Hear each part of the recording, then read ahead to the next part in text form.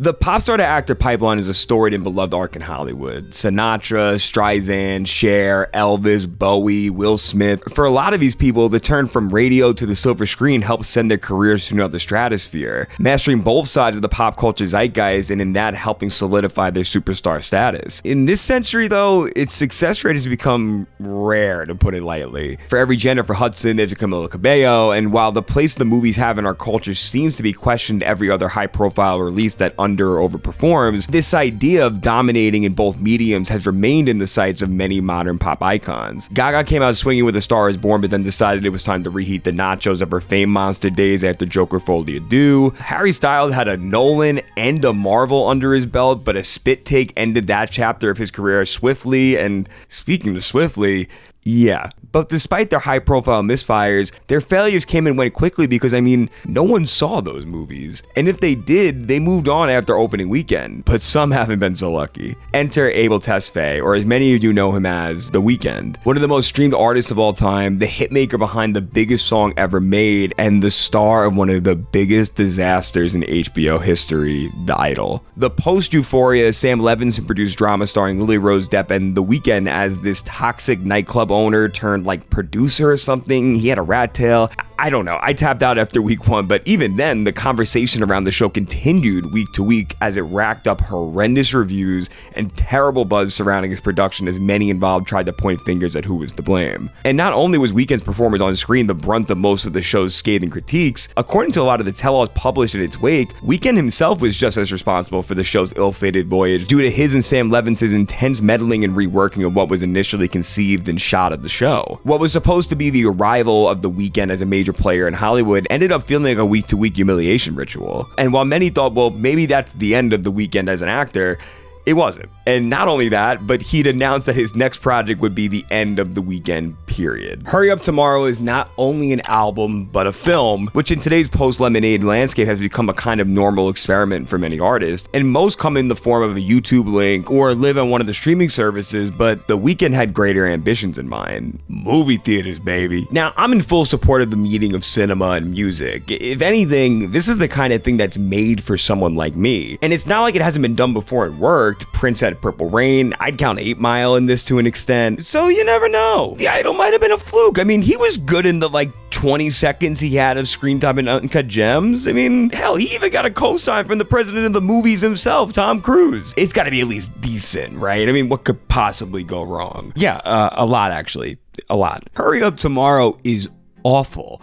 Really, really bad. It's painfully boring, overindulgent, and at its worst moments makes you question the genius of The Weeknd's past music. Inspired by an October 2022 show at SoFi where The Weeknd lost his voice one song into his set, Hurry Up Tomorrow is a fictionalized version of that moment in Abel's life. Finding him already on the verge of a mental breakdown, using substances to numb his pain, and partying to distract himself from heartbreak via Riley Keough, which, I don't blame him. I'd probably crash out over her too. Somewhere along the way, Jenna Oretga plays this crazy fan who burns her house down before going to see the Weeknd stadium show. They meet minutes after he loses his voice on stage, and then they proceed to spend some time together. And now before you say, Vinny, you just don't get it. This is a complex, layered critique of fandom and celebrity. I got that. I think it makes it abundantly clear what it's trying to say. And saying it has anything to say or show you anything you haven't seen before 1,000 times is generous, but the problem is it thinks it's so much more clever than it actually is. And pretty quickly, its pretentious and self-serious air turned what is supposed to be its tensest moments into just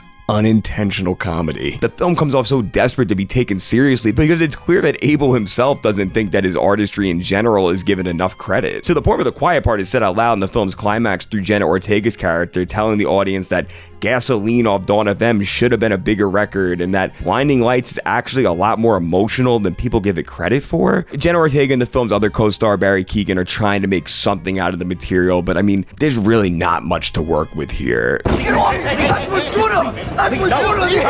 That's Maduro! Weeknd's acting hasn't even gotten a smidge better. I'd say he's maybe just as bad as he was in what I'd seen of The Idol. And I don't want to give up hope on him as an actor, but I mean, he's making it really difficult. Maybe it's because both these projects had so much of his involvement, and maybe with an entirely different creative team surrounding him that refused to give him a license for Final Draft, he could maybe be something, but yeah, he's rough. The film is directed by Trey Edward Schultz, whose past credits included Comes at Night and Waves, which to me has become the epitome of a movie that the my favorite genre is A24 types love. Oh, yeah, I could explain.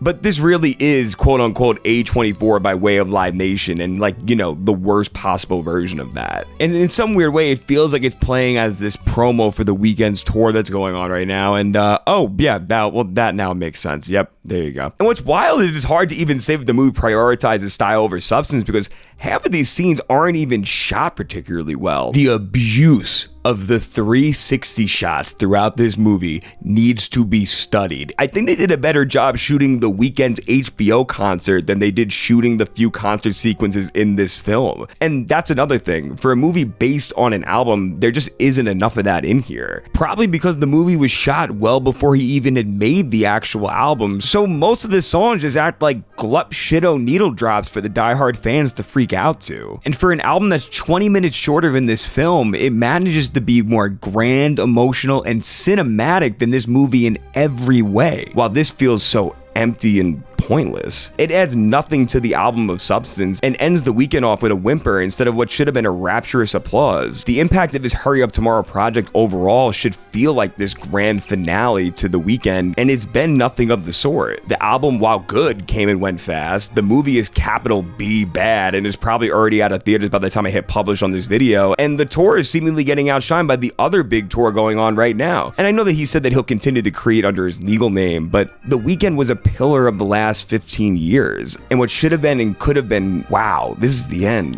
what a run, is now thousands of people clowning his bad acting via camera clips circulating Twitter and TikTok. I was rooting for this to work, and I would have loved to see Abel successfully go from pop star to Hollywood, but in reality, he might have crashed harder than any of his contemporaries have. If this is the end of the Weeknd, what a weekend it was.